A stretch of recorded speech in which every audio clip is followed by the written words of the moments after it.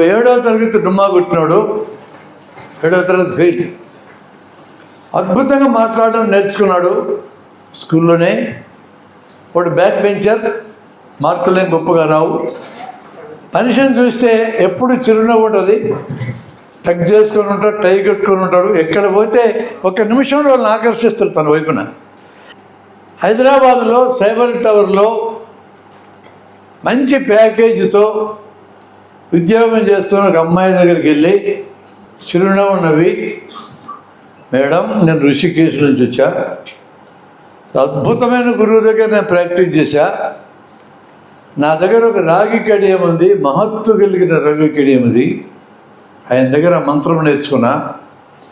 ఈ రాగి కడియాన్ని 12 గంటల నీళ్ళల్లో నానబెట్టి ఉదయం ఆ నీళ్లు తాగితే ఎటువంటి రోగమైనా బాగవుతుంది. కేవలం 25,000 రూపాయలు మాత్రమే అమ్మేశాడు రాగి కడియం అమ్మాయికి.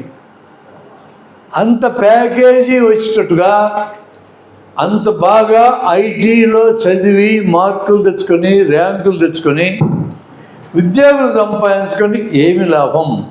ఆ డబ్బుల్ని నిలబెట్టుకోవడం చేత కానప్పుడు 25,000 పోయింది. వాడు మహా తెలివిగలవాడు. మీరు నలుగురితో ఈ కడియాలు కొనిపిస్తే ఇది ఫ్రీ అన్నాడు. కొనిపించాడు. ₹1,00,000 గంటలు సంపాదించాడు. మన పిల్లలకి ర్యాంకులు రావాలా, మార్కులు రావాలా, బ్రహ్మాండం చదవాలా, అమెరికా పోవాలా, ఆస్ట్రేలియా పోవాలా అనుకుంటున్నాం. సంపాదించిన డబ్బులు నిలబెట్టుకోవడం నేర్పకపోతే మీరిచ్చే ఐడియల్స్ అన్నీ వేస్ట్. వాడికి నిలబెట్టుకోవడం చేతవు, పక్కోడి జేబులో లాగేయడం కూడా చేతవు. అందుకని కేవలం చదువుతో మన పిల్లల్ని బడిలోంచి బయటికి పంపకూడదు, బతకటం నేర్పించి పంపాలి.